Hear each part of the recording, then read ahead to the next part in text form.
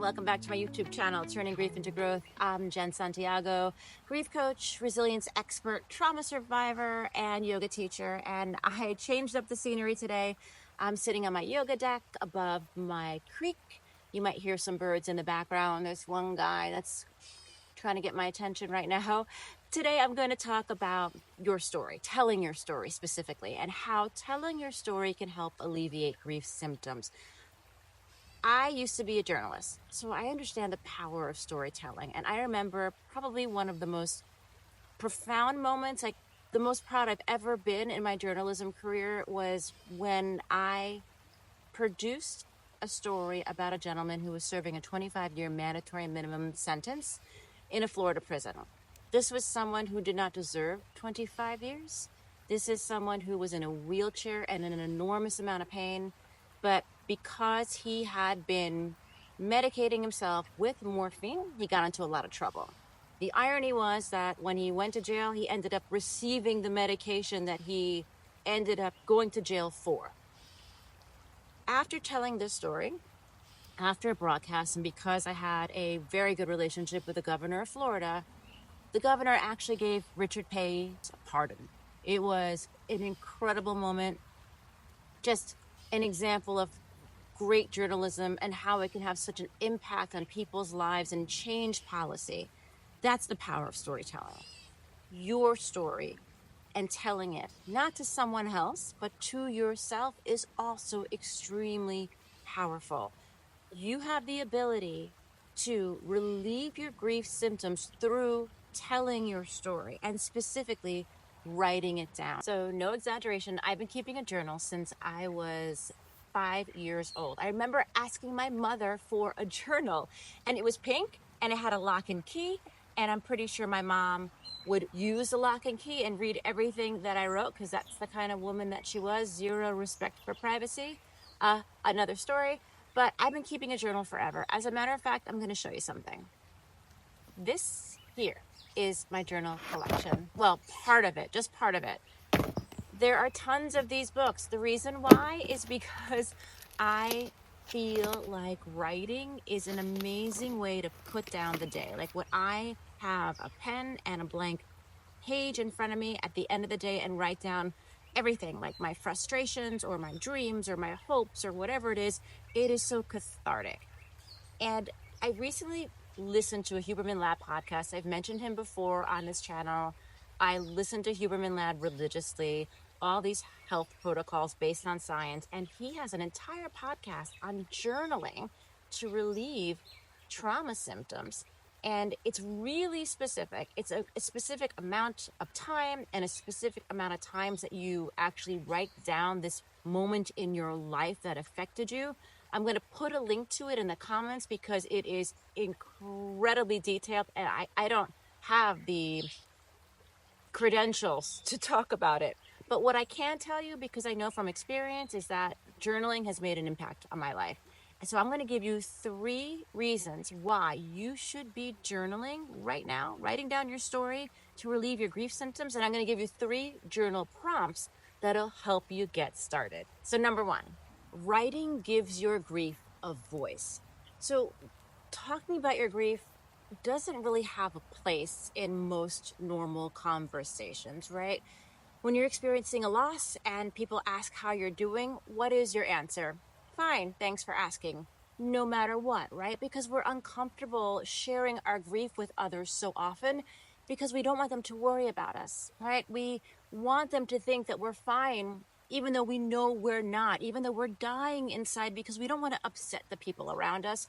Or maybe we have experience knowing that the people around us can't really, no matter how well-intentioned they are, can't really support us because they don't understand what they're going through. They're not the ones experiencing the loss.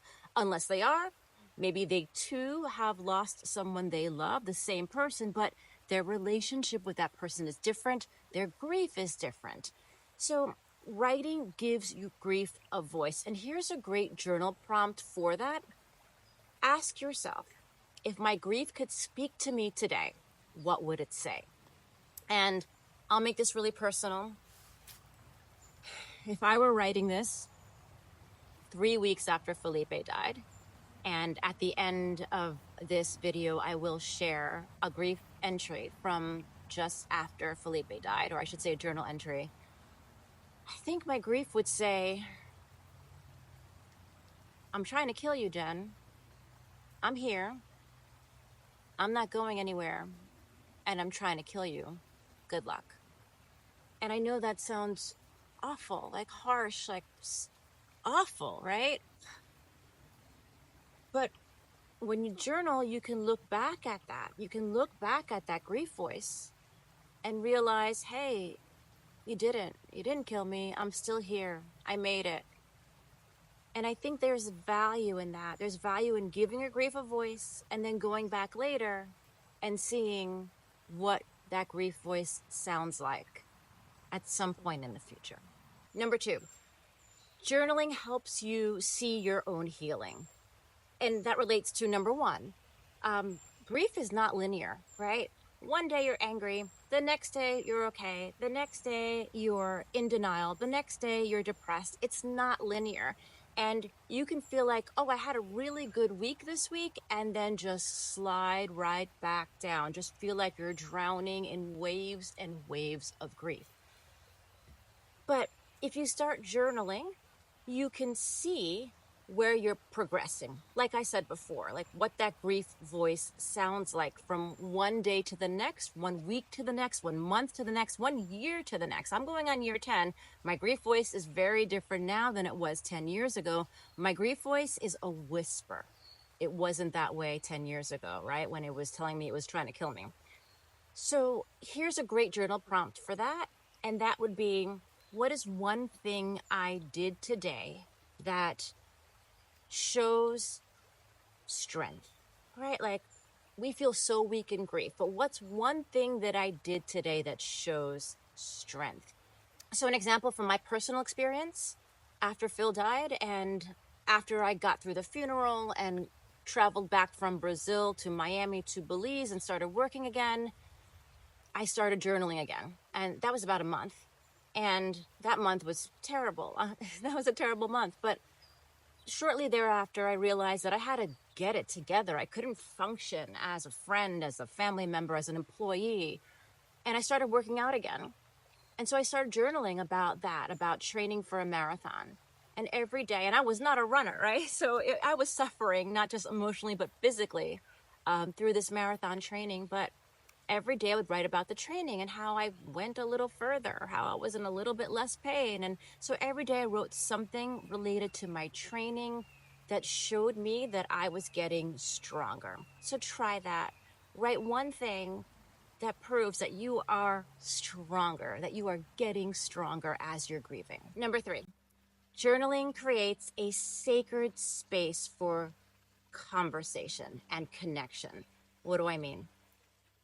You can talk to your loved one through your writing. You can write to them. You can tell them all the ways that you miss them, all the ways that you love them. You can say things to them that you can't possibly say to anyone else. If they ask you about that person, you are talking directly through them in your writing. And it creates a powerful connection to the person that you lost. So, for example, with Felipe, I would tell him sometimes all the way that I was angry at him for leaving me, but all the things that I loved about him and missed about him. And these are things that I could not tell other people, right? Because there's an intimacy to your relationship with your loved one that you don't necessarily want to share with anyone else. Or maybe they're uncomfortable hearing it because they know that person is gone and they're wondering if you've gone absolutely crazy. When you're journaling, there's no one else to wonder if you've gone absolutely crazy. You already know the answer to that when you're grieving, and it's okay. That time when you are there journaling, that is your time for you and your loved one. That is a sacred space of connection and communication. So here's the journal prompt. What would you say to your loved one if they were with you right then and there? And this is a powerful one. And so much of that really does depend on where you are on your grief journey. Writing that 3 weeks or 4 weeks after losing Phil would have been incredibly difficult for me. I don't know that I could have even gone through it. I don't think I could have a conversation with him on paper 3 or 4 weeks later, but I certainly can now.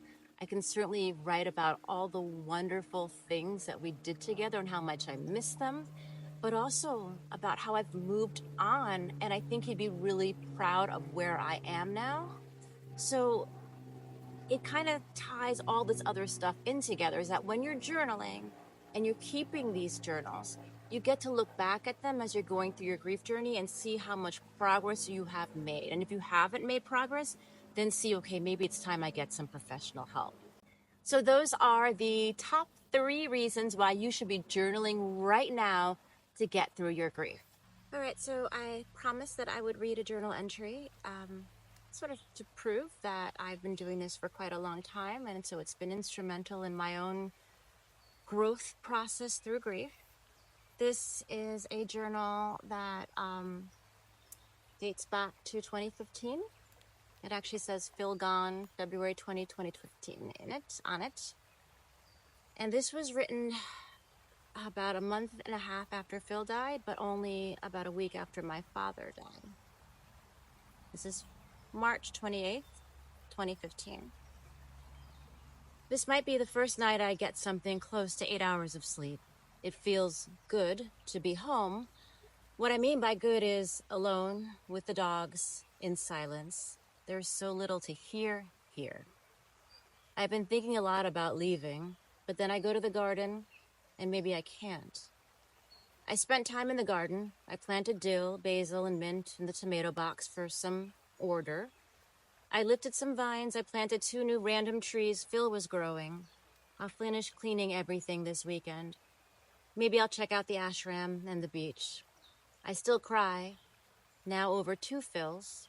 I don't feel either near. Short and sweet and punchy and sad. I gotta be honest, I didn't feel either Phil near back then.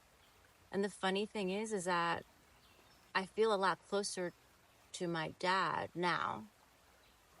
And I don't know how much of that is because I intentionally spend time trying to reach out to him. All right, well, that's it for the journal entry. Thank you, as always, for tuning in to my YouTube channel, Turning Grief into Growth. A quick reminder that we are holding a summer solstice holistic weekend event in Lovettsville, Virginia. If you're in Northern Virginia, please join us. I will be leading a grief circle and a yoga class, but there'll be tons of yoga classes and therapy sessions and drum beating and circles and sound therapy and all this goodness. So I'll put a link to the website where you can buy tickets in the comments, and I hope to see you there. And thank you, as always, for joining me on Turning Grief into Growth. Get to writing. I'll see you next time.